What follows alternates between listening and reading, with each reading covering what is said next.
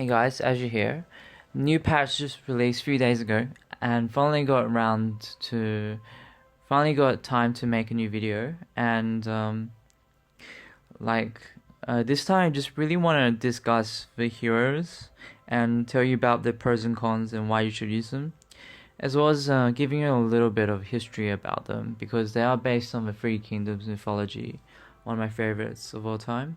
And this guy is actually like pretty evil guy, believe it or not. He's got no sense of morals, and then he's not afraid to betray you. And yeah, but he's quite epic, as you can see here.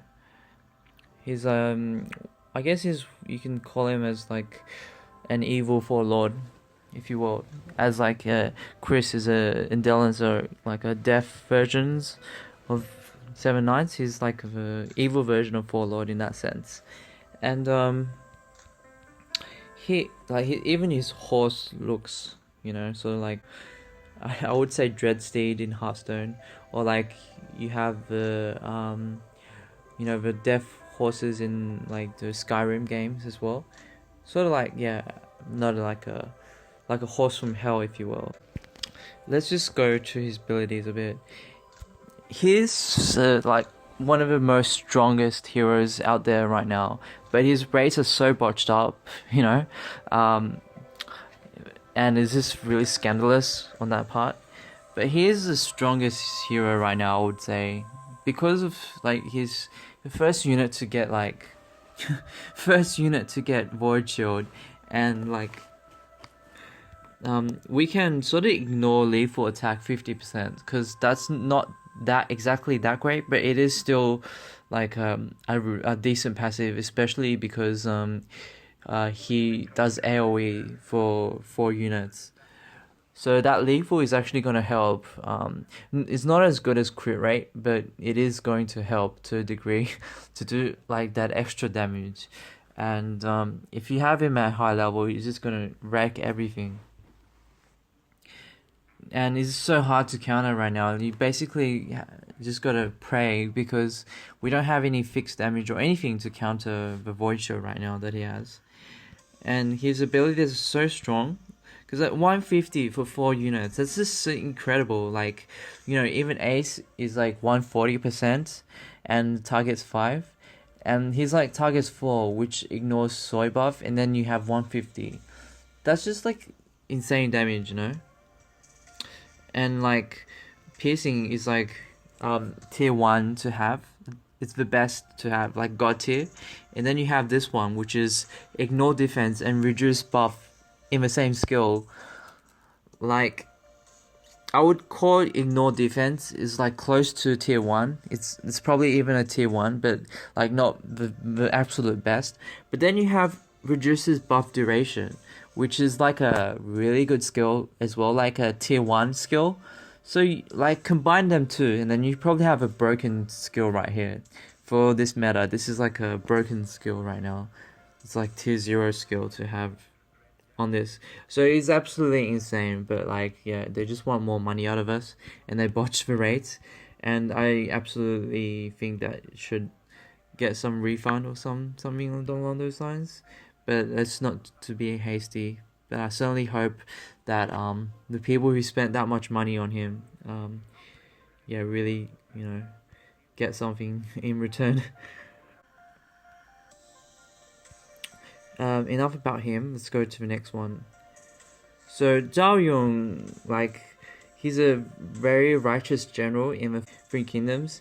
Like a very righteous, he wants to bring peace and is very honorable in that regard, and has been through many battles. So he's highly respected in the Three Kingdoms, and but he's not he's a high ranking general sort of thing. He's not like as well known as Guan Yu, because Guan Yu became a deity, so that's another thing altogether. And here you have a passive that's really great for a backliner or a tank, but he doesn't have a tanky like abilities. He doesn't have the tanky like things to, really make use of reduced damage. and immunity is really, this is really good for backline, but he doesn't have like a skills for backliners. It's like if this skill was free target, it would be pretty good. Like you would make him usable as a backliner, but it's just one target. So I reckon he's like a jack of all trade, but like master of none. So I don't see him to have a place in your team just yet, unless they rework his skills. So bleed is great, and free target is great. So this is a decent skill, but like, if this skill was like it was free target, it would be used. But right now, I don't think so. So I would really skip him for now, until he gets buffed again. And this guy, she's a mate, obviously, and she's one of the four beauties of China. So very very beautiful, and gosh, those seductive eyes really gets me. And then she's actually seduced Lubu as well. So that's why I guess you see her riding in battle with him. So like in the last map, I mean. So and then you have her passive, which like is not as great as Daisy is right now, because she's supposed to buff physical as well, and she's supposed to be take less damage as well by 40%. But she hasn't got those buffs yet, and as a result, her passive is very weak right now. But still, it buffs her own magic healing attack. So this makes her like heal stronger than Lena because of that. And then her Song of Protection is really awesome. Why it's so awesome? It's because like if you have her in a tanky team in arena or whatnot, she's going to be able to like absorb if theoretically they cast their best skill on you with their backliner, they're at a severe disadvantage because they lost a lot of their DPS, and your units are going to be tanky and be able to sustain you know, the fight basically. So it's really worth it as well. Like if you know you cast this Song of Protection and then they use a one-man skill to try and kill off a unit, but like so you get a lot of value out of it is what I mean, you know. Most of the time it's going to gain its value, and the AI is really good on these skills as well. It's going to prioritize to cast it. So the only downside regarding her is her like weak passive as of now, and her speed attack is very very low, like 12, is same as Lena. So it is really suited for a tanky team. But if you really want to build a tanky team for arena and adventure, she's definitely worth it to build. And let's just compare her stats. You see, they're not that far off, but she has more defense and a little bit more magic. So it is better stats than Lena, but it can't really replace Lena directly because of Lena's great utilities with damage buff, and her reduction passive is considerably better than this buff as well right now. Like if you need something to like block some damage and to heal, especially for Adventure or Celestial Tower, she's really great. Like I would really invest in her. No regrets at all. Definitely invest in her. And then you have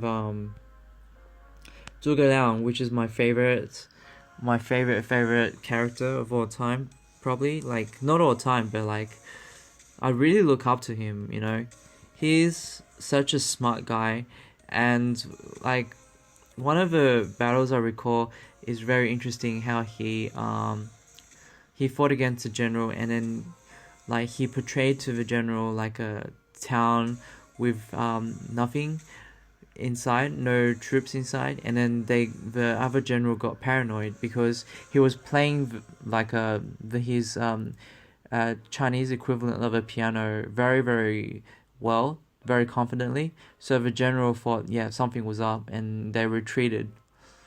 So he's a very very intelligent guy, and he's sort of like, you know, on par with L from Death Note, if you know what I mean. So and his passive is awesome. His speed attack is awesome. His stats are awesome. Just go for him, you know. But I'll just like tell you a bit more regarding him. If you have him, definitely invest. Put all your magic in resources into him. It's definitely worth it. Um, what he does right now is that this is actually a wrong tooltip. It's gonna reduce 40% by 6 turns. Yes, sort of like a weaker version of Mei, same as Jin. But it's better in that way because I guess if it's 6 turns, then if he dies, then the passive is still gonna be active, so that's gonna be better. So like same as Mimings, and the become immune to all debuffs is actually become immune to reduction debuffs. So like anything that's trying to like get rid of your cancer units, for example, or like a ready shield, like anything that's gonna like trying to reduce the buff timers, that's gonna be gone. And anything that's gonna like lower your attack, any skills to do that is gonna be like not useful as well. Like for example Rachel. So in that way, he's actually one of the best units to take into Rachel's Castle Rush days right now. And so for example, Mei debuff, like with a skill, can't be used on your team anymore. So he provides very, very great utility, and I see him being used a lot in Arena once everyone has him at high levels. Like, the passive is so much better than Mei's, so much better than Jin's as well. I mean, and yeah, just like being able to protect against reduced buff time is so huge as well. Because like if you run a lot of cancer units, you know that a Neo can really screw you up, and now you have Zhuge Liang, which really prevents that from happening. And his skills are really awesome as well. They do so much damage. The ratio is very, very high, 140%, and it's magic, which penetrates a lot of cancer units like Ruries. So magic is really great to have, and like it has additional utility on top to reduce their damage, and then this one is like reduces their block rate and counter, which is not as good as the first one, but it's still like decent as well. So definitely, like even if you don't use him for arena, he provides a lot of great utility everywhere. And so yeah, definitely. There's probably like a lot more areas that you can use him in that I haven't really thought of now, because he basically introduces a new element to the game, which is reduce protection from reduction. And who knows, there's gonna probably be a lot of new content, as well as existing content that you'd be able to make that buff useful. So he's definitely worth to invest in. And then you have Guan Yu, which is so honorable and so strong as a general that you see him being worshipped as a deity nowadays in China, and a lot of businesses really look up to him because he's so strong, and like he creates wealth and all that. So culturally, like everyone looks up to him. So his title probably explains to you what he symbolizes more than what I can say, and I'll just read it out to you. The holy and august Emperor Guan, the loyal, righteous, of supernatural prowess and spiritual protection, whose benevolence and courage is majestically manifest, aka Saint of War. And his usefulness in pretty much all aspects of a game is rightfully so as well, like because he's a deity, a god, like his abilities represent that as well. I mean, decreases all physical and magic attack by 40%. That's like huge. It's like, so it goes on top of like any it's like same as like May debuff, and then it adds like a extra dimension of like magic as well. It's not the same, but it's like a sort of like a passive version of that, and that means you'll be able to use it with your say your Durga Lance, so to prevent extra even more damage. So it's sort of like Lena, yeah, it's like a Lena buff for magic as well, Lena debuff, and in that sense, it's very very awesome because like not even piercing can get through that. Like say with maze and they like Velicas, your like if the enemy has piercing, that's gonna get through your damage reduction, but this thing it's gonna apply it onto those units with piercing skills. So I mean this thing gets around the enemy units that has piercing, so which makes it really really awesome to have. Like I would really like even rate this more than Velicas or more than Maze or more than Jin's passives right now because of the fact. And 40% is just huge. And then you have this move, which is same as the maid, Dao Chang, and I've explained it before. It's very awesome. And then we have the first move. 500% is huge for physical. I mean, it's really good for physical. 500%. I mean, but then like it doesn't do anything against piercing, against immunity units. So that usually makes it pretty crap.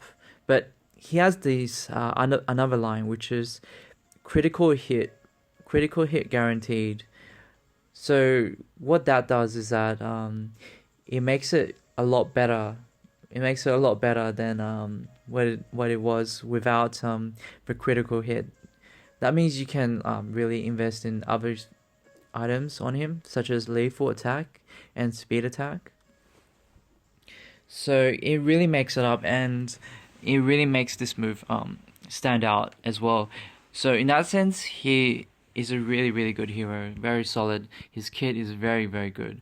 The only downside is his low speed attack. It's not as low as like the Lena's or Dao Chang's. It's like a bit higher than that.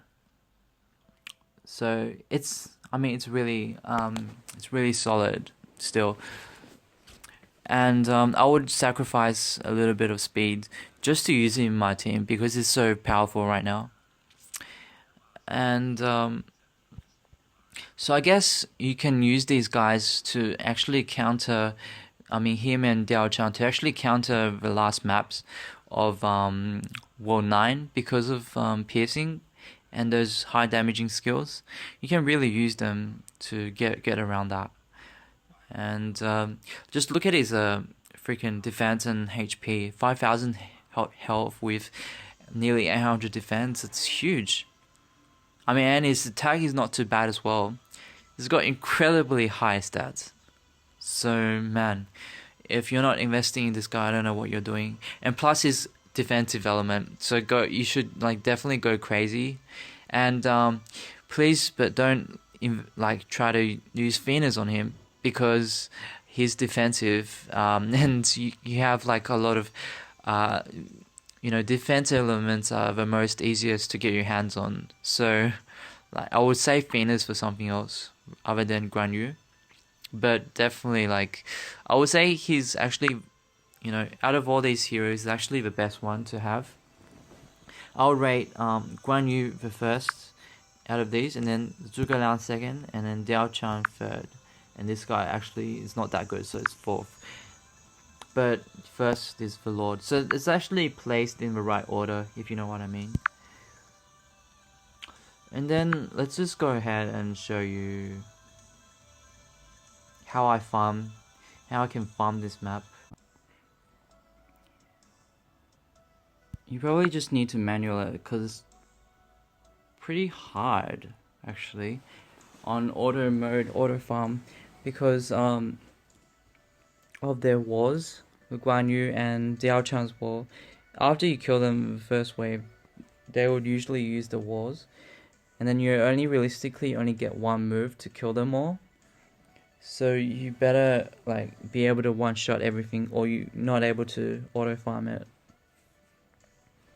I mean, I can do that for the 9/11, but definitely not if you're talking about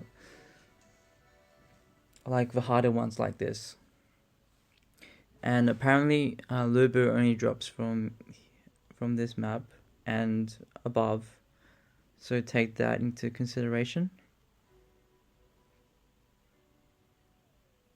Now she used healing, so I might be able to use my strongest move here, and it's gonna get rid of a lot.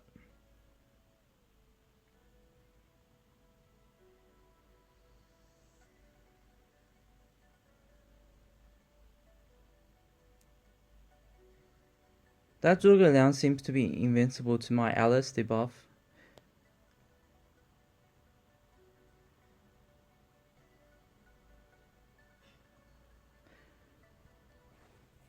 And I haven't done the last one in 3 stars because it's so freaking hard. I just need to level up my units a bit more to do this. You still be able to do it. Get 3 stars if you get like none of your units died after below 3 minutes. But right now it's a bit too hard for that. So hope you enjoyed the video and take care, and hope to see you in the next one. Peace.